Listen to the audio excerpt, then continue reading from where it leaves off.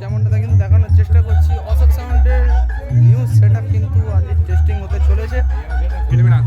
সরাসরি 24 পরগনার মধ্যে কিন্তু একটা জনপ্রিয় সেট আপ, সেটা হচ্ছে অশোক সাউন্ড। আর এই ফার্স্ট টেস্টিংয়ের দিনেই কিন্তু আজকের একটা বড় ধরনের একটা কম্পিটিশন হতে চলেছে এইখানটায়। তো বিস্তারিত জানার জন্য ভিডিওটা ফোকাস করো, দেখতে পাচ্ছ ধূপ কিন্তু অলরেডি দেওয়া শুরু হয়ে গেছে।